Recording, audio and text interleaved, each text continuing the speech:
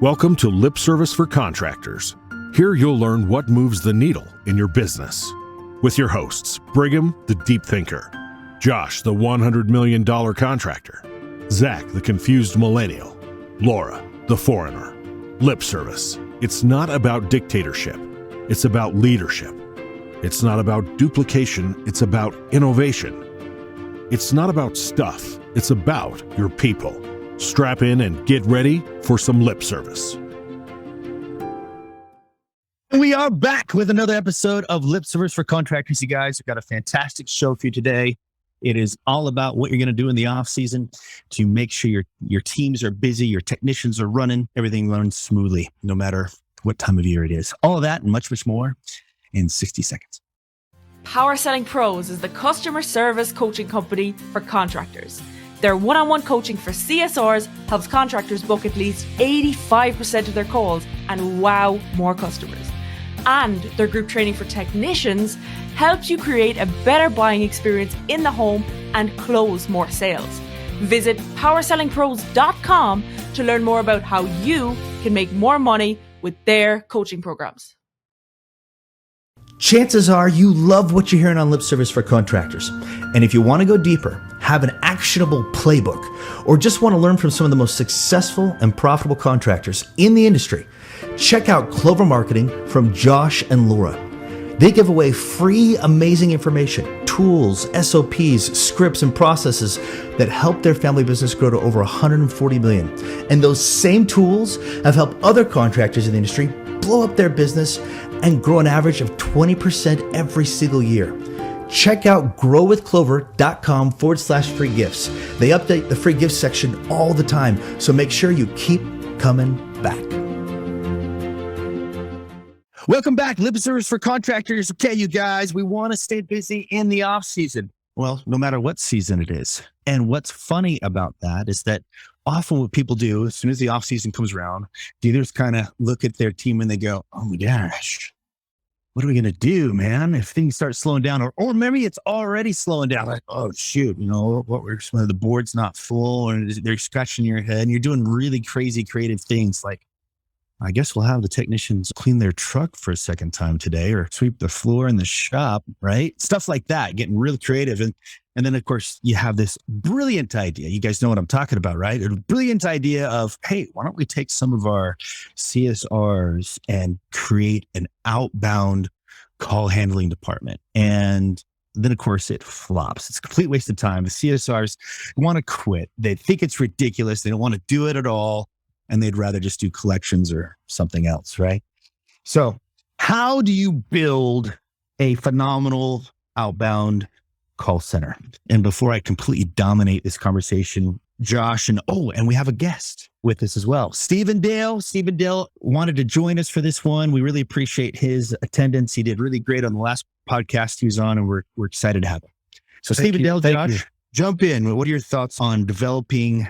I'm going to make a few comments first. Yes, please. Number one, you're right. Like, for some reason, everyone seems surprised every year at about the same time when call volume slows down. It's like, what happened? It's like, well, the same thing that happened last year, right? And the truth is, like, an outbound call center is a way of doing this. But the truth is, I think that's a bullshit thing now, right? Like, your CSR should be set to outbound all year. You should have levers put in place all year, because you don't know on any given day, things can go slow, things get weird. There's holidays, there's all kinds of reasons for this. But you are right. Like, a great lever to have and a strategy to have is an outbound telemarketing team. I'm a big fan of separating them a little bit, but the truth is, no matter what, I want an outbound team that specializes in it, but I don't care if calls aren't coming in. You're calling out. So every CSR, I think one of the basics thing is, like, most contractors don't even really track how many calls a CSR takes. And there's not even a minimum requirement, meaning like, hey, anybody who works with me is like 50 connected calls, meaning I actually spoke to someone minimum per day. And if they're calling in, that's a really easy number to hit. But if the phone's not ringing, that means you have to call a lot of people, because a voicemail is not a connected call, right? So you need to have this stuff put in place. Like, if you're waiting to the slow season, like, to pull this as a strategy, I think you're missing a lot for growth. I agree. I mean, the emotion is there when you're at the house, right? And then you don't do a follow-up. And I'm not even talking, Josh, about equipment sales. I'm talking about even repairs, right? You go out to a home, you give an estimate on a UV light and a capacitor. They take you to the capacitor and they say, let me think about it, right? The UV light. And then we just move on to the next call. And I think to myself, how much money was just left on that table with a simple follow-up call to check in and go, hey, just curious, we were out there yesterday, got you up and running. Love to know, what did you like about that UV light, or maybe what did you not like? I agree. It should be something that's in place year round. But to Brigham's point, if you haven't done it, we need to get it in place. Let me pull back real quick, because I think I have a clear separation in my head. Maybe this is just on me. I think of a call center as 3 separate divisions. Some people do 4 because they'll include dispatching in a call center. Right. I don't think dispatching is generally if you're a smaller business, for sure reports the call center manager, but I don't think of it as a call center function. But minus that dispatch, there's still 3 departments in my opinion.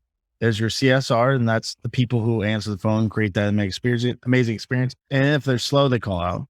There's the telemarketers who go out and generate volume, not necessarily sell that much. They can sell over the phone and do it in, oh, by the ways, but they're creating call volume. Like, hey, I need plumbing calls. Here's a list of everybody we have in our database that has an older water heater. Go get them, right? And then what you're discussing is sales recovery or rehash. And I think all 3 of those should really be separate, specialized departments. The bigger you get, the more likely and the more effective is specialized. I get if you got 3 people, in total, or 2 people, then everybody's got to do a little bit of everything, right? But I think it's important to kind of separate them mentally, at least, right? A telemarketer and that sales recovery person often are not the same people. And you may want to dive down on this, the sales recovery rehash of why that is so vital, because I know you guys have done it before at Parker and Sons, but it's not just equipment. I mean, can we talk about what you do for the repair side? We chase down anything over $500. That's what I'm talking about. Yeah. Chase that baby down. Yeah. And the reason we do that, like, you could go lower than that if you want, but like, how do you incentivize your sales recovery person and understand they could be chasing down an install or that compressor or whatever, right? There has to be enough meat on the bone to get them excited. So we chase down anything over $500. And the way we function it is as a happy call, right? So it looks like a happy call. And then, oh, by the way, I noticed while John was out there, we talked about putting a new air scrubber because your son had asthma. I just wanted to check in, see if you had questions with that, what's going on, and when we could get back out there and get that installed.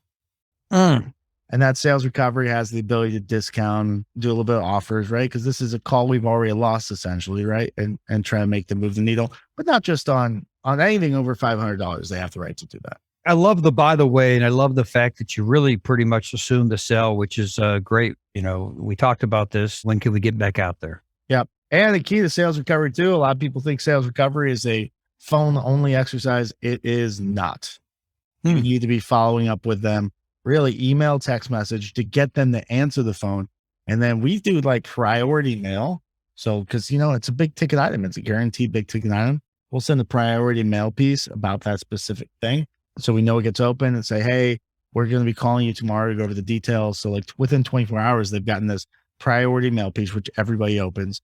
And it's going to include things like, how do you know if you need an air scrubber? Or if it's a system, right? Like, how do you know you need a new system? The questions you should ask before you hire anyone for replacing a system. The details on the invoice and the infrastructure, right? The step-by-step, there's like 10 things we include on it. And by the way, all 10 things lead back to us.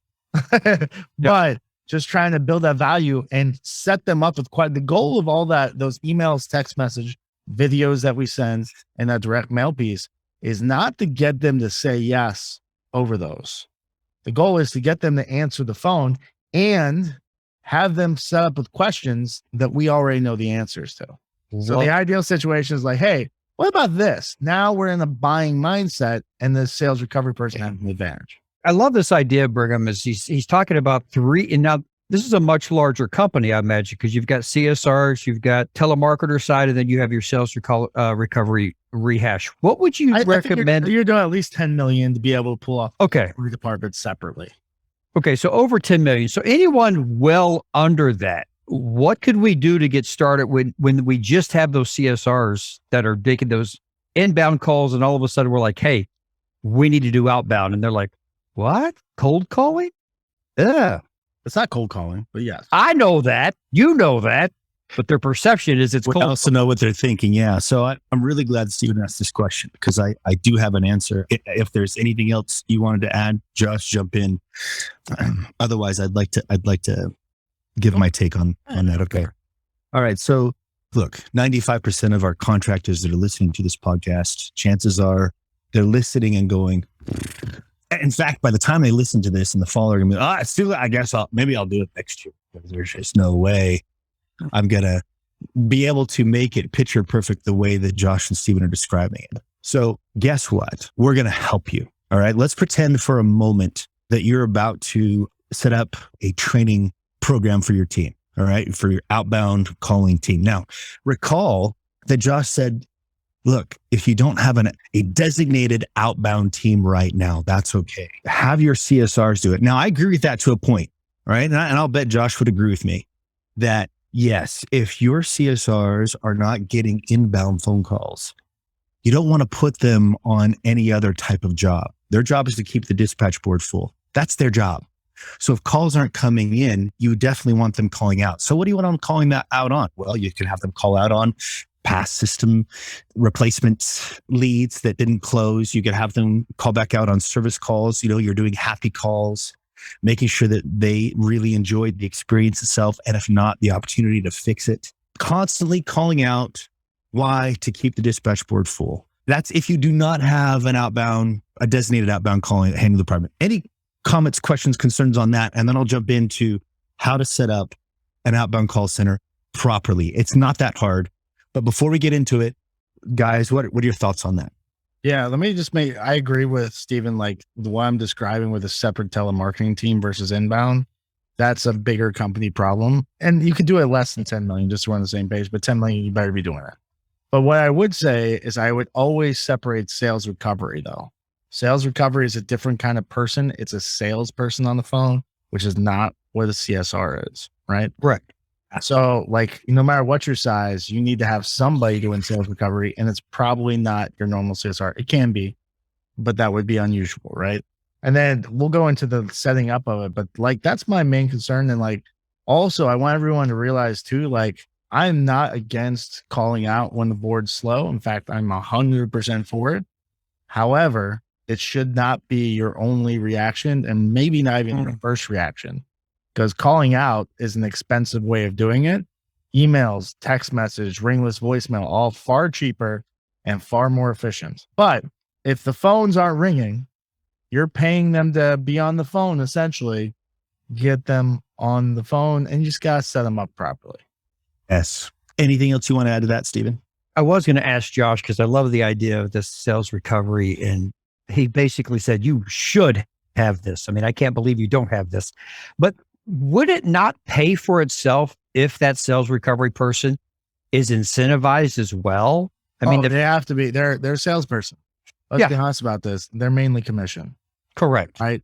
So you want a sales recovery person that makes $100,000 a year. And some people are like, oh, how would you do that? I'm like, you have salespeople that do that. Hey, you should be able to do this. Right. And a lot of people are like, how am I going to pay for that? It comes out of the salesperson's commission. Right. There's ways to make this where it doesn't cost you a cent.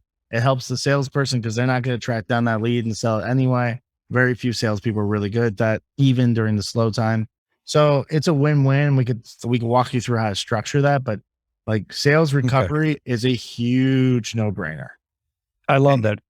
Love it. Go ahead, Brick. So you have CSRs. Yes. That should be customer service focused. That's a different temperament and behavior style than a salesperson. Correct. Okay. So initially, when you're not doing anything outbound, great. Get your CSRs rolling. If calls aren't coming in, get them calling out. Give them scripts, practice do something. Okay. Have them practice, so on and so forth. All right. But when we want to start building an outbound calling department, it's a completely different temperament and behavior style. Okay. So it's kind of like, for example, your comfort advisor, same temperament. All right. Or a selling tech. All right. Same temperament. And we want to pay them based on performance. Now in the back here, you're going, geez, I don't know the first thing to tell them. Well, guess what? We're going to help you right on this podcast. Okay. So there's a thing that I like to call it's FPM. Okay. And it stands for focus, practice, and momentum. All right. So first thing, focus. What am I referring to here? Well, we want to get your mind. You're about to sell some stuff. Okay. You're in sales and you're making money based on your performance. Now, in the back of your head, if they're afraid of this, you need to either A, get them to not be afraid of it. You need to prepare them so that they're not afraid of it. Or guess what? Not the right temperament, not the right person in this department. Okay.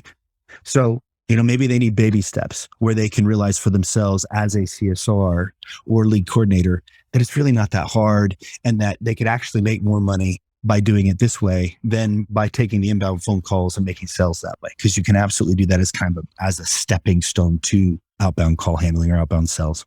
So get your mind right is number one. And there's a lot of ways to get your mind right. Here's the really cool thing. Everybody on this call has been through sales training. Okay. In fact, we likely all have a background in outbound sales. In fact, my first job right off my mission 20 years ago was selling family entertainment movies. Okay. The types, family entertainment, right? Appropriate movies. I know it's weird. Bambi what was good racing. I know. And you know what? I used to, all the Hallmark movies, stuff like that. That's what I used to sell. Seriously. It was crazy. I sold, now this is a long time ago, but I worked at Dial America way back in the day. I was writing scripts, but the way Dial America worked, which is one of the largest telemarketing firms in the world, is regardless of your position, all the way up to the CEO, everyone spent 8 hours a week on the phone calling out. Right. And I remember I used to have to sell I chase people down for college tuition and then highlights for kids, the magazine. Yep. Wrapped highlights for kids. I cut mine on Cutco knives. Well, yeah. Okay. See, that's a good one. That's good because you do a lot of calling with Cutco knives. It's not just showing up to the house and doing presentations. You actually got to schedule those presentations. So it's it's a stepping stone. Love that. Okay. Great experiences there. I can still remember the script that I would say, hey, I'm working on a project to get more family rated movies made. Gosh, you could help us out. It'd be so great. Right. And how do we do it? We'd sell movies that way, because it's for the cause, it's for the purpose. But getting your mind right, one of the best ways I've learned to get your mind right is to make sure you are surrounding yourself with the right materials. Okay. So here's what I mean by that. So real quick before we go. Go ahead. Go ahead. Now, when you say sell movies, are we talking VHS? Yeah. Back then. Yeah. Thanks for letting everybody know what my age is. Yeah, I'm gonna be 46 this month, believe it or not. Wow, VHS. Did they offer those in a beta? Does anyone remember that? Okay, you get where I'm coming from. Okay, best sales book in the world. This one right here, Dr. Seuss's Green Eggs and Ham. You guys, it is the best sales book on the planet. If you ever feel like you're in a sales slump, boom, get this book. Okay. It's a phenomenal book. It's a great book. Could you in a box? If you have no idea what I'm talking about, you need to get the book and read it several times. Okay. And the great thing is, Brigham, is it has pictures, which I know helps. It has, tremendous. It still helps me. It still helps me. I mean, look at all these pictures. It just, I'm a visual person. So yes, thank you, Stephen, for bringing that up. Okay. So forgive me for tooting my own horn. Okay. Patterned After Excellence. If you do not have the book, you should get it. In fact, there's an Audible version for those of you who don't like to read. All right.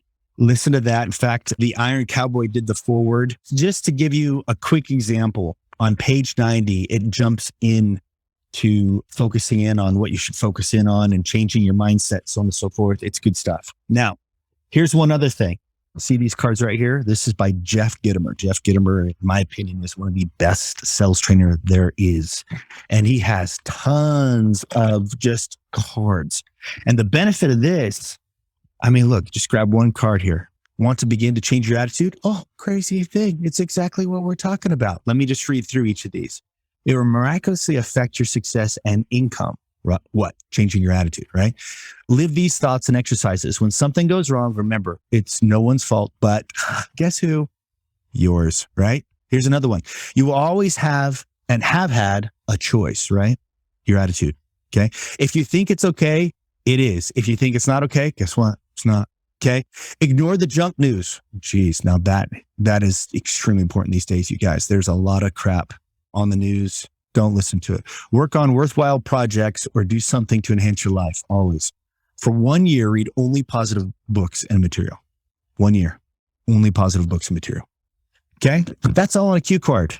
If you can make sure that your mind is right, number one, right? We're still focusing on number one. If you can make sure your mind is right, you're setting yourself up for tremendous success. And that is speaking from experience, right? When I had to hustle, make things happen. Oh, here's one more thing. Get your mind right. You probably can't see this if you're just listening, but this is a picture of me throwing my son up in the air. I have this picture in my office. Okay. You'll notice he's like 5 feet up. It's like my favorite picture. Love that freaking picture. I can throw him up and he's laughing and giggling the whole time. Why do I have that picture? Well, because way back when it was on me to make something happen, I would take a look at that picture because it was all on me. Okay. It was all on me. Had to make something happen. And guess what? You're in the same position right now. You got to make something happen. So what is it? It's focus, practice, momentum. Now, before I go any further into step 2, because that's just step 1, get your mind right. Before I get into step 2, any other thoughts you guys have? Yeah. So really for me, I think of a call center more like an actual call center. So a lot of people in this industry, like they ignore other industries. Like if you walked into a legit call center, when I say legit call center, I don't mean an AC company. I mean someone, the Dial Americas of the world, right? They're almost all the exact same, right? They're highly scripted. They're highly practiced. They're highly trained. They're also a ton of energy. There's usually music, excitement. They're constantly running contests. They're constantly running spiffs. Like that high energy, that paying attention, that driving is the secret to telemarketing outbound. By the way, it's the secret to inbound too, but it's more important on outbound significantly because understand a good telemarketer, the best telemarketers get told no 10 times in a row before they get yes. An average only gets told 20, right? But not a lot of natural negativity in that situation. And you have to take away the pain and you have to teach that like, hey, like this is a numbers game and this is about excitement and trying. This is an effort play, not a success play because effort leads to success.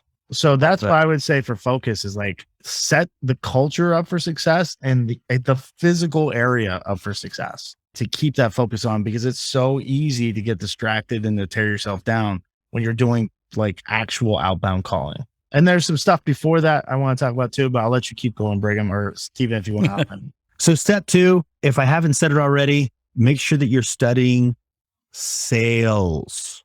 Okay. Not just what you're doing. Okay. It's important to study your product, right? You want to be passionate about what you're selling, but don't study the product itself. Better to study the people who do those things that provide the service. In other words, spend time with your technicians, spend time with your comfort advisor, spend time with every other department so that when you talk to a customer, a homeowner, you're not only speaking from experience, you're speaking from a great deal of passion in the team that you're selling for. All right. So extremely, extremely important that you're constantly focusing in on those 2 things. Anything you guys want to add to number 2? Because I feel like we already covered it. To Brigham's point, be cautious, like knowing the team, knowing what you guys do, knowing why the company's different, all good. Be cautious of teaching anybody who answers the phone, except for rehash or sales recovery, too many details in the actual work because they will step on their own tongue a lot. Excellent. Anything you want to add to that, Steven? That was a good point. Yeah, it is a great point. What do they call it? Paralysis analysis. I've heard people say, well, I've been doing it 20 years and I'll hear their call and they're talking about the subcooling, the subheat and what's the amp draw. And they're diagnosing completely way off script. And then they wonder why a customer says, well, what do you think this is going to cost? Or do you think it's this? Or could it be this? And they're like, well, it could be this and that. And all of a sudden it's set up for disaster when that technician gets out there. So that's a great point, Josh. That's a really great point. Yeah. Your focus should be on behavior. Ooh. Okay. So here's what I mean by that. Social awareness, self-awareness, okay. Emotional intelligence. It's the thing they don't really teach in school. All right. social intelligence is going to be extremely, extremely important. When you understand the person you're talking to and you also understand yourself, that's what's going to put you in a position to be as successful as you possibly can be in sales. It's emotional intelligence. So keep working on that. So number 3, I can't emphasize this enough because you guys, humor sells. It sells. You in your mind, you might be like, geez, I don't know if I'm really a funny person. Well, there are ways to develop your ability to be humorous in general. For example, if you're going to listen to something, listen to clean comedians. Now, the reason why I say clean is because you guys, it's not hard to make people laugh with dirty jokes. Okay. All right. My son, he's 16 years old. And every time I say, what was it the other day? I said, son, do you still laugh at poo-poo and pee-pee jokes? And the minute I said it, he started giggling. I'm like, are you serious? Like, Dad, that's funny. I'm like, why are you giggling? Why is that funny? I don't know. It's crazy. It's crazy. It's just simple. Yeah, it is. It's funny. Yeah. Funny.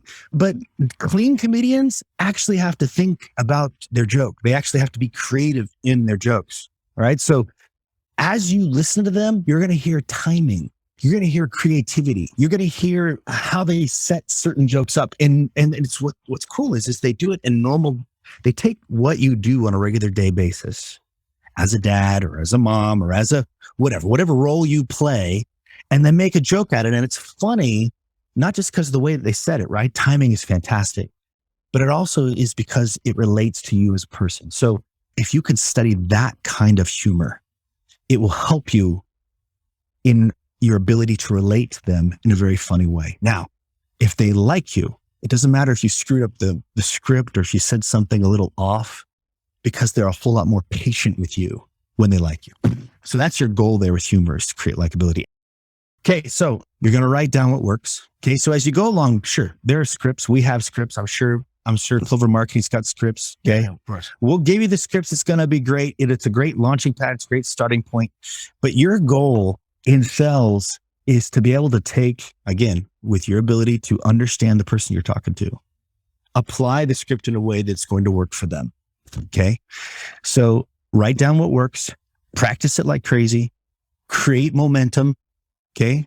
And this is step 6, by the way, step 6 and 7 steps here. So I'm almost done. When it comes to creating momentum, you need a sell or two to begin the day. And the best way I've found to do that is just for the first hour of the day, take some inbound phone calls with the CSRs. The reason why this is because people, when they call in, they're already in the right mindset to buy something. Okay, so you book the call, and at the end of that phone call, you say, hey, Mr. Jones, I'm looking at your notes and noticed we've been out to your home a couple of times in the last 3 years. Why don't you have a service agreement with us? You sell a service agreement, and all of a sudden you've started the day, that first hour, with a sell, maybe 2, maybe 3. And then after that, then start taking some outbound phone calls. Now you've created this momentum, right? You've got this momentum going on. You're excited. You're well practiced, and you're crushing it the rest of the day because you started that day with a few sales. All right. So last but not least, unless there's something you guys want to add to this. I've never heard of that, to be honest. I've never tried that before, where I had a telemarketer. Well, obviously everybody sells over the phone. And even even CSR sells, does it by the ways, sales agreements, cross sells, all that fun stuff. I've never had a telemarketer answer the phones in the morning to get a few easy wins. Yeah. So here I want to test it. I'm going to test it. It's sweet. I'm glad you like it. I'm glad you like it. So here's the thing. Outbound sales guys, even gals or people, even if they're good, they may go through periods of slump, right? And they go through the slump. And when you ask them, hey, how's it going? Oh man, I'm in this slump right now. The best way to get through this, like it's funny how they blame, because it's really hard to take responsibility, especially for salespeople. They blame the customers that they're talking to. They blame the list that they're working on. They blame something going on at home. They blame the boss. They blame a coworker. They blame the weather, right? They have a hard time looking in the mirror and going, dude, it's me. Guess what, you guys? It's you. It's not the list. It's not the customer. And even if it's not you, pretend that it's you. Now, in the back here, going, what do you mean pretend that it's me? Dude, pretend that it's you, because it is on you. Why are you doing this? Why are you doing this? And you guys, in the back of your head, you're going, dude, they don't know what I'm doing right now. Well, I'm showing a picture of my son again. Okay, me throwing him up. You're doing this because you got a family to feed. Okay, and you're a hunter. and you're going to get this done, right? Because there's products that you provide that your customers, your homeowners need.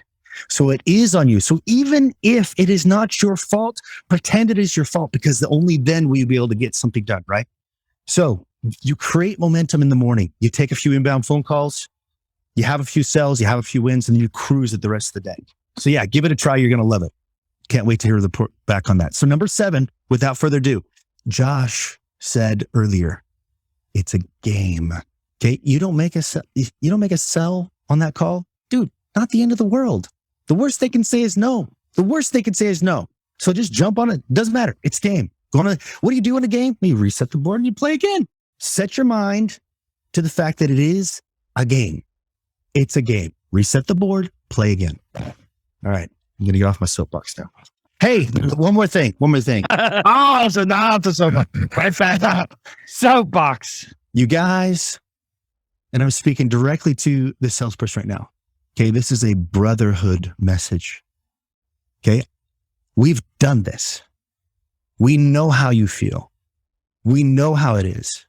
We may have never met before. There is a lot of love in this room for you.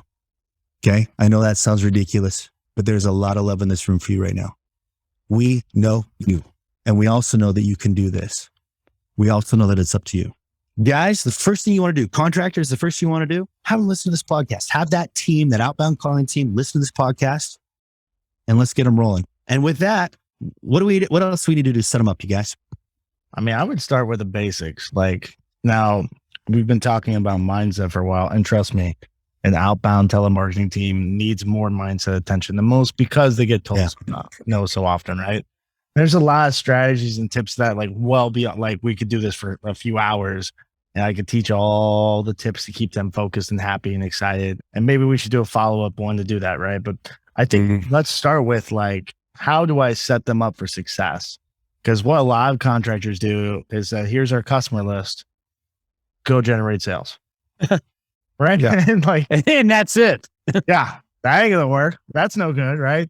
So besides setting up the physical call center, I think it's important that we talk about the actual infrastructure of a call center. Starting with, like, number 1, a telemarketer, we kind of touched on, not the same personality as a CSR. You need to hire specifically for telemarketers. And a lot of people don't know what that means. Is like, well, it's not complicated. Everyone's seen, like, the boiler room, movie, right? Like, without the dishonesty, that's what you want, right? That's what you need to be. But guess what? There's a shit ton of people out there, because there's a ton of call centers, and call centers don't treat their people well. They don't pay them well. And you could go steal them really easily. Literally go to other people's call centers. I don't mean other HVAC companies. I mean big telemarketing centers. They are notoriously bad employers, very easy to pick up team members, and they are used to being told no. And they're used to asking a lot of questions and staying on that phone, right? Beyond that, the physical aspect, right?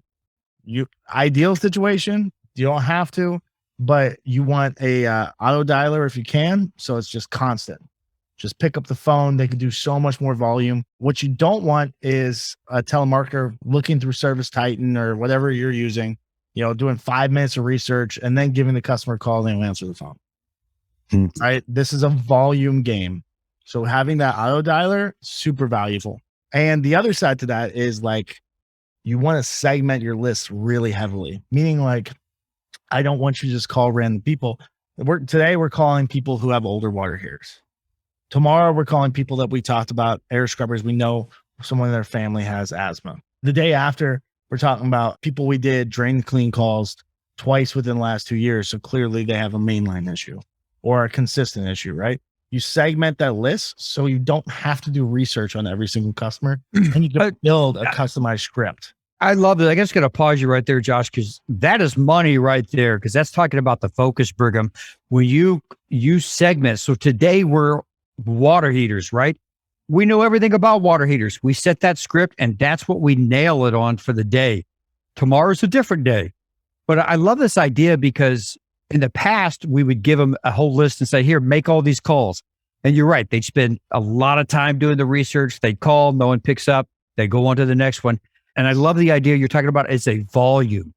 There was a volume there. It may not be the most popular advice with Brigham here, but I remember, my dad jokingly telling me, like, you only need one girl a night to say yes. You know? You don't need 20 yeses. You just need one. So just keep asking, right? Was that in that family movie that we were trying to? That was, Old Yeller. You don't remember? Oh, Yeller. Oh, But yeah, I must have missed it. yeah, it's a volume game. So like having them do a bunch of research between each customer, which they tend to do, is a huge mistake because you don't even know if that person can answer the phone or if they're interested or whatever, right? Okay. So much easier. And it gives you the ability to niche your script. Like what you don't want to do is like, hey, customer, do you have any plumbing, HVAC, electrical problems? Right? Like that's not going to work, right? hey there, fill in the blank. This is fill in the blank. Yeah. Now, so you want to be like, hey, Mr. Smith, I have here in my notes, you actually have a 10-year-old water heater. We're actually in your neighborhood this week. We're replacing 2 water heaters in your specific neighborhood this week. So we thought while we're out there, we might as well give you a call, see if he wants to come out and replace. I know John talked to you about it last time we were out there. We actually have availability Tuesday or Wednesday. We could go ahead and get it done, and we could give you a 10% discount because we don't have to drive back and forth, and we can just load it up in our truck with the other water heater. Which one works better for you, Tuesday or Wednesday? If they say no, we give one more attempt. I try objection handle once, and then you move on because it's a numbers game. Most people will say no, and that's okay. That's part of the plan, right? So having that's important. And then obviously you need to be tracking really. Call center is one of the clearest, most obvious. You need to be tracking your data, your numbers, the number of calls, number of connected calls, number of sales opportunities, number of sales revenue generated. And you need to build a incentive structure associated with. A telemarketer does not make a lot in hourly. They make a ton in incentives, paper performance. So Josh, I love this idea, the segmented list, really focusing on that clientele or that specific need. Let me ask a question on the incentive, and you may have been going down this pathway, but when you're talking about they're rehashing, they're selling something that a technician or someone did not close at the time, is that outbounder rehasher, are they getting 100% of that commission? Are they splitting that with a technician? Do you mind sharing a little bit on that incentive plan? Yeah. So I treat a telemarketer different than a rehasher or a sales person, right? Telemarketer, I treat as a lead source, right? Like their job is to generate call volume, right? So I pay a spiff, right? And I'm pretty aggressive with the spiff because the truth is to get a plumbing call, I might have to pay. I mean, some people pay hundreds of dollars. I pay, depending on which company across the United States, I might pay anywhere from $40 to $70, right? So I could spend 25 and get a really good discount to pay to generate a call I didn't have, right? Wow. For the sales recovery side, I give them percentage of the sale, and it's going to come out of, if it's for an install, it's coming out of that salesperson's. If it's for service, right? So I'm following after service tech, it's going to come out of theirs, and it's going to range in spiff. So anywhere from 3 to 5%, depending on how big a ticket is. And that's going to come out of other people's commission. I'm just not paying more. I don't have that built into the pricing structure. Okay. Does that make sense? So install generally 3%. And if you pay your comfort consultant 10%, now that makes 7%, right? But they still went out, did the work. They still did some people take that away from them after a certain period. I don't, because it's built into the price. It's planned anyway. And you want to piss off salespeople. You don't make up crazy rules saying if you don't close it in 48 hours, it's a free for all. No, if you don't close and with us, 24 hours, some people 48 hours, then it gets dropped into sales recovery. You don't get your full commission if someone else sells it. Now, if you call in 48 hours and you close it, you get your full commission. Got it. If someone at the call center calls and gets it, if they get 3%, you get 7%, or that sliding scale, whatever that looks like. Yeah. So do you find this really incentivize your comfort advisors and technicians to really reach out on their own or make sure they try to close it at that moment in time? Absolutely not. No. Okay.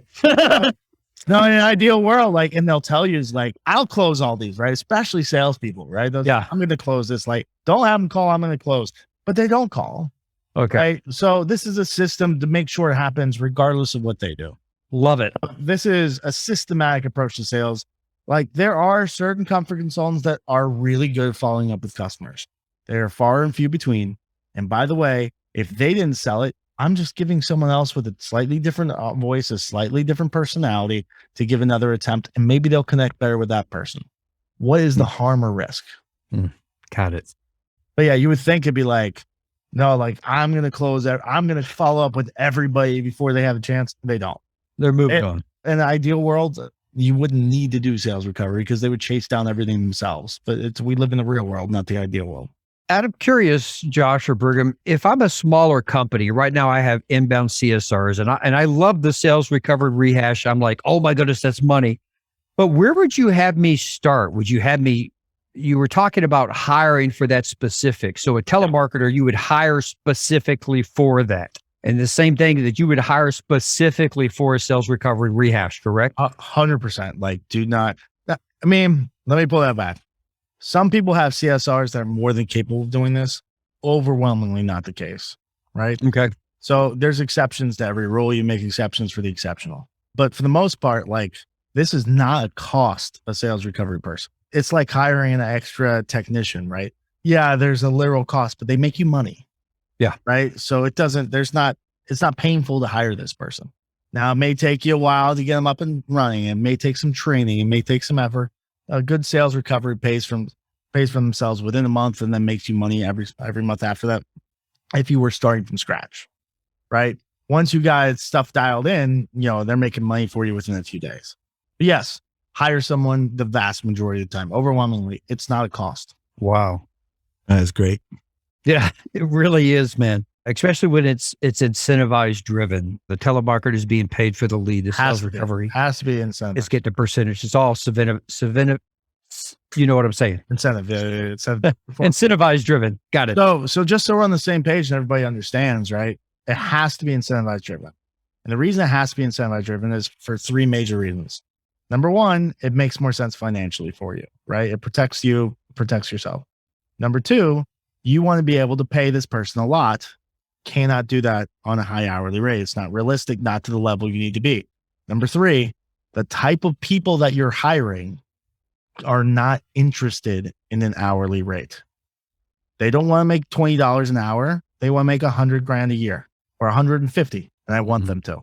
So like this is like a dead giveaway. And this is not just for sales recovery, but like some people, and it frustrates the crap out of me, but like the sales person comes in and they ask for a salary. I'm like, nope, you're no good to me.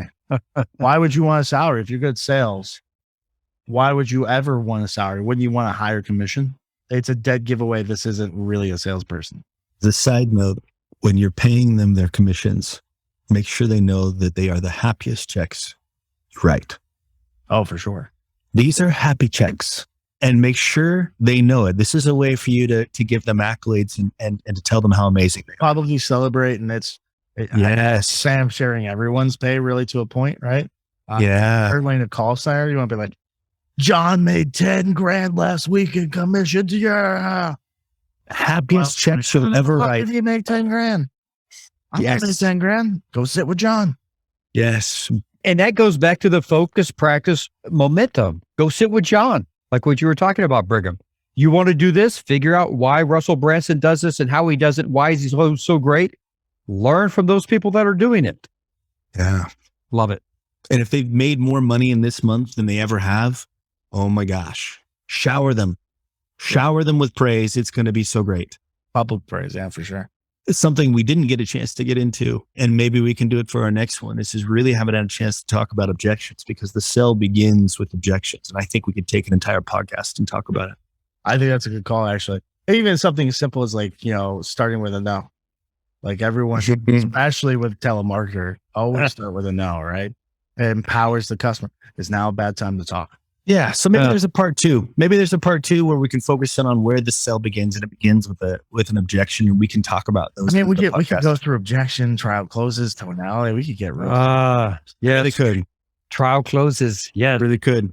Yeah. And people love it. it. Stephen, maybe we'll have him back. What do you think, Stephen? So it's an awesome industry to be in. We love doing these podcasts. Love that we've got so many people listening and getting great information from this. Do us a favor, share these podcasts as much as possible. What are the 3 different ways that they can share them, Josh? I mean, they can like us, they can follow us, and they can literally directly share us. If you want to be crazy, you just, call every person you know and say like, hey, You have to listen to this thing. I'm setting it right now. No, Stay tuned for part 2. Just like, follow, and share. That would be it, guys. We appreciate it. And then until next time, guys, Brigham, you send them off. Go out and change the world, you guys. Thank you for listening to Lip Service for Contractors. We hope you enjoyed this episode. Make sure to leave us a review in the App Store and don't forget to share with your friends. Ideas are cheap. Implementation is what separates the winners from the watchers.